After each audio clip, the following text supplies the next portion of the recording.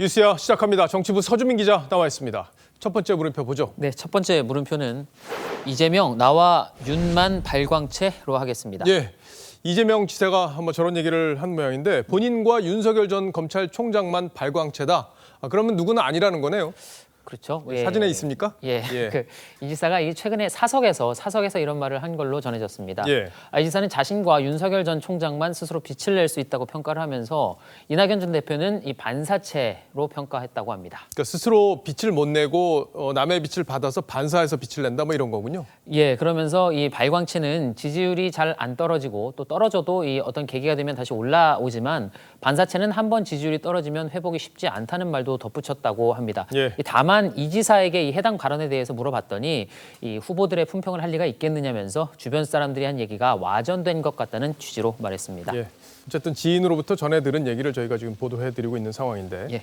자, 4월 재보선이 이제 끝나면 두 사람이 이제 본격적으로 민주당 대선 후보 자리를 놓고 다투게 될 가능성이 있잖아요. 네. 그렇게 되면은 이제 어느 쪽으로 이제 균형추가 쏠리게 될지 이게 관심인데 네. 신경전도 지금 서서히 시작되고 있는 그런 상황이죠. 그렇습니다. 이 한국갤럽 여론조사를 보면 이 전 대표 선호도는 지난해 5월 28%까지 올라간 뒤에 이 줄곧 하락세를 보이고 있습니다. 이는 역시 지난해 5월 문재인 대통령의 국정수행 지지도가 71%까지 오른 뒤에 계속 내림세를 보이는 추세와 정확히 일치합니다. 반면 이 지사는 같은 기간 동안 오히려 2배 넘게 지지율이 올랐습니다. 이 지사의 한 측근 의원은 이 지사의 지지율은 자기 힘으로 싸워서 쌓아올린 거지만 이 전 대표 지지율은 문재인 정부 초대 총리로서 대통령 지지율에 얹혀 있었던 것으로 봐야 한다고 말했습니다. 예.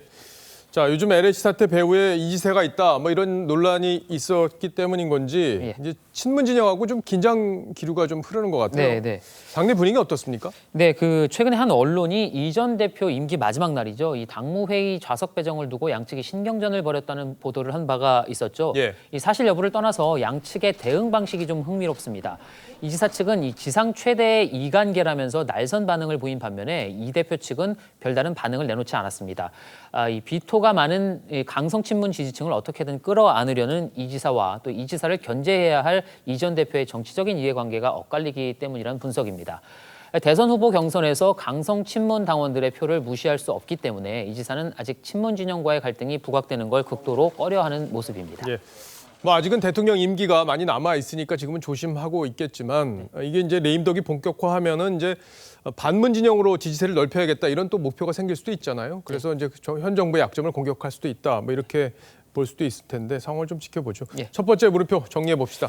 예, 첫 번째 물음표 이재명 나와 윤만 발광체의 느낌표는 인공위성은 별이 아니다로 하겠습니다. 예. 인공위성과 별은 하늘에 둘 다 떠 있고 또 반짝이기도 하지만 구별법이 있습니다. 어떻게 해요? 예, 그러니까 움직인다 싶으면은 인공위성입니다. 그때 오락가락하는 정치인인지 아니면 이 꿋꿋하게 미래 비전을 제시하는 정치인인지 결국 국민들이 잘 판단해 주실 겁니다. 예. 두 번째 물음표 가죠. 예, 두 번째 물음표는 좀스럽다 문의 분노 왜로 하겠습니다. 예. 문재인 대통령이 이제 SNS에 좀스럽다는 표현이 담긴 글을 SNS에 올리면서 지금 네. 굉장히 시끄러워졌어요. 예.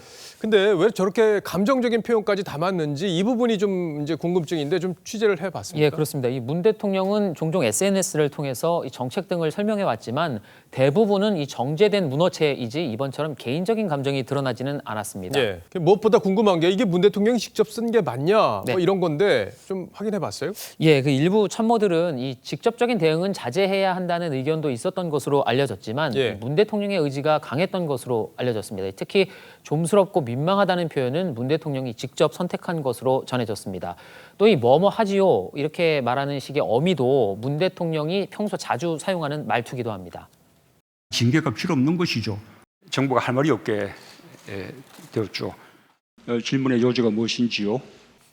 자, 물론 대통령 사저 문제로 야당의 공격을 받았으니까 당사자로서 직접 나섰다 뭐 이런 거 같은데 예. 그래도 대통령이 굳이 저렇게 나설 필요가 있냐 이런 얘기가 지금 여권에서도 나오더라고요. 예, LH 투기 의혹이 국민적인 공분을 낳고 있는 시점에서 양산 사저가 농지법을 위반했다는 의혹이 제기된 만큼 대통령이 직접 진화해야 파문이 커지지 않을 거라는 판단이 작용했다는 분석이 있습니다.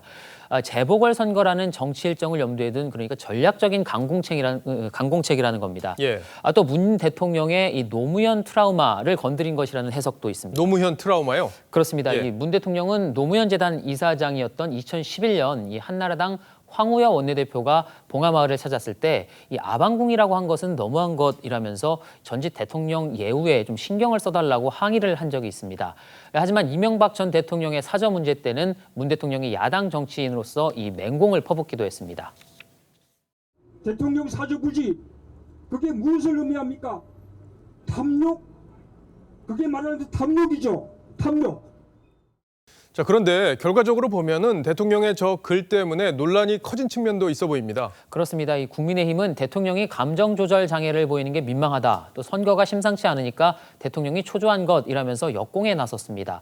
여권 내에서도 이 왜 지금 대통령이 직접 나선 건지 좀 의아하다는 반응이 나왔습니다. 한 민주당 관계자는 문 대통령의 감정적 대처로 부동산 이슈를 오히려 증폭시킨 측면이 있다고 말했습니다. 예.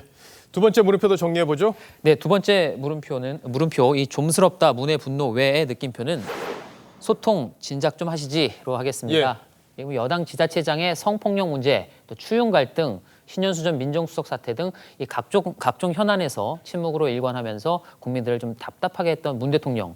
그런데 이번에는 신속하게 국민과 직접 소통을 하려다가 오히려 좀 사달이 난 모양새입니다. 예, 뭐 선택적 침묵, 선택적 항의, 뭐 결국엔 이런 게 문제가 되는 거죠. 예. 자, 물론 대통령 사저 문제는 경호라는 이 특수성도 있고 또 투기용으로 부지를 매입했다고 보기도 어려울 겁니다. 하지만 지금은 이 LH 사태로 국민 전체가 분노하고 있는 상황인 만큼 대통령이 저렇게 감정적으로 대응을 하면 이해하려고 했던 국민들도 화가 돋지 않을까 싶습니다.